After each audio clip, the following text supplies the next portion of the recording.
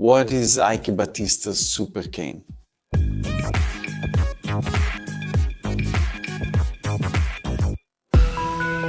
Hey, engineering enthusiasts, have you ever heard about the so-called Sugarcane, associated with the businessman Ike Batista? That plant that promised to revolutionize ethanol production in Brazil and put the country at the forefront of bioenergy. Sounds ambitious, doesn't it? But behind this project, there's a story that mixes science, entrepreneurship, and the ups and downs of one of the most controversial names in the Brazilian business scene. First, what is super sugarcane? Super sugarcane is the popular name given to a project for developing genetically modified varieties of sugarcane. The goal was to develop a plant more pest resistant with higher sugar content and greater biomass yield per hectare. In other words, a super powerful sugarcane that would increase the efficiency of ethanol and sugar production, reducing costs and boosting Brazil's competitiveness in the global biofuels market. But how did this idea come about? Well, the story begins in the late 2000s, during the peak of Ike Batista's business career. At the time, he was considered the richest man in Brazil, with an empire that included oil, mining, and energy companies. Batista saw biotechnology as a strategic opportunity, especially because Brazil already was and still is a global leader in sugarcane and ethanol production. In 2005, a group of researchers began making advances in the genetic improvement of sugarcane. Later, the EBX group, led by Ike Batista, decided to invest in the biofuel sector and form partnerships with these researchers.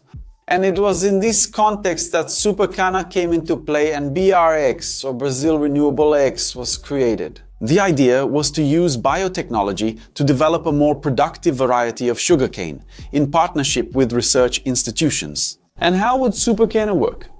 The project involved conventional genetic improvement techniques and transgenic methods, which is the insertion of genes from other organisms. The goals were to increase resistance to pests, such as the sugarcane borer and the sugarcane weevil, which cause billions in losses to the industry.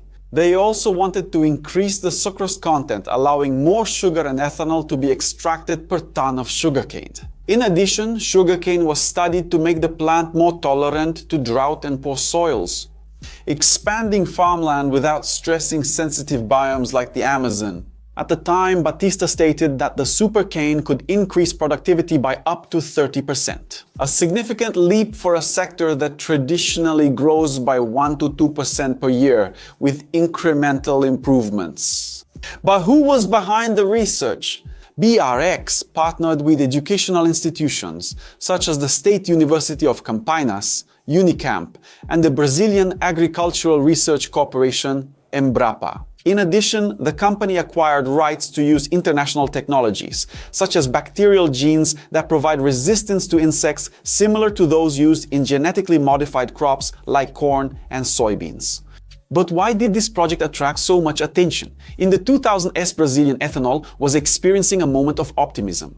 With the rise in oil prices and the demand for renewable energy, the country seemed ready to become a green powerhouse. SuperCana symbolized the union between agribusiness and high technology, something that could put Brazil ahead of competitors like the United States, which uses corn for ethanol, and the European Union with beet and wheat biofuels. SuperCana promised a revolution in ethanol production, less waste and data-driven decisions. But do you know why it never got off the ground? Because good ideas without structure and concrete analysis don't hold up. And that also applies in the corporate world. Today, companies of all sizes have an abundance of data, but few know how to extract value from it. Imagine that you are that professional who not only collects data, but also transforms chaotic spreadsheets into visual reports that impress the board and guide strategic decisions. Now stop and think, how many times have you seen opportunities slip by because the right information didn't arrive at the right time? But then what happened to SuperCana? Here, the story takes a less glorious turn. In 2012 and 2014, Ike Batista's empire fell. The abrupt fall of OGX shares, followed by a series of defaults on billion-dollar debts, led the businessman to bankruptcy. The companies of the EBX group were sold, discontinued, or filed for bankruptcy protection. And the research involving SuperCana was one of those affected. Without investments and with Batista's credibility destroyed, the project lost momentum. In 2014, the company was included in the list of assets to be auctioned off to pay creditors, but there were no interested buyers. SuperCana never took off. Hold on.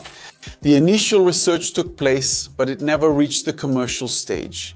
Developing a new variety of transgenic sugarcane is a lengthy process, taking between 10 to 15 years and still costing a lot, with expenses reaching up to $100 million. In addition, sugarcane is a complex plant for genetic manipulation, with a large and highly polyploid genome, which means it has multiple copies of chromosomes. This makes it difficult to maintain the stability of the modifications. Another obstacle was regulation. Brazil only approved the first transgenic sugarcane in 2017, which was a variety resistant to the borer, developed by Embrapa and Sugarcane Technology Center, or the Sugarcane Technology Center. The SuperCane, even if it had advanced, would have needed to go through years of biosafety testing before being released. Despite the commercial failure, the project helped to boost important debates.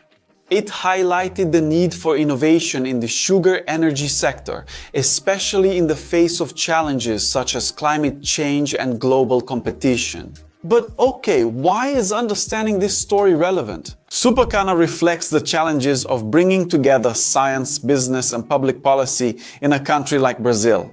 This shows that even with resources and expertise, factors like management, ethics, and financial sustainability are critical for the success of disruptive innovations.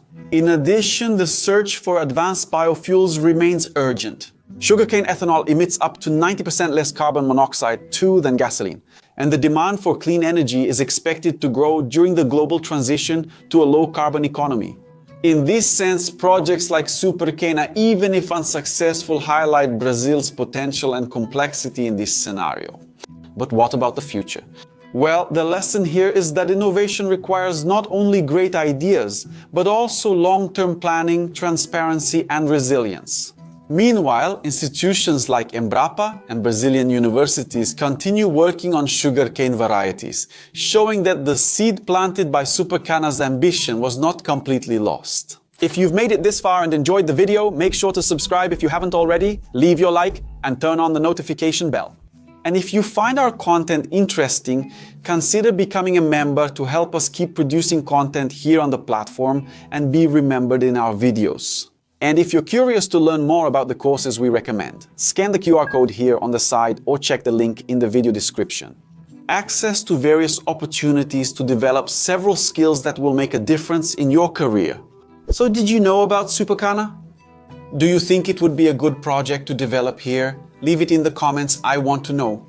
On the side, you'll find 2 interesting videos to watch that will expand your knowledge and curiosity. And if you want to support us, just leave your like, subscribe to the channel, and turn on the notification bell. And consider becoming a channel member. That's it, engineering lovers. Big hug. See you next video.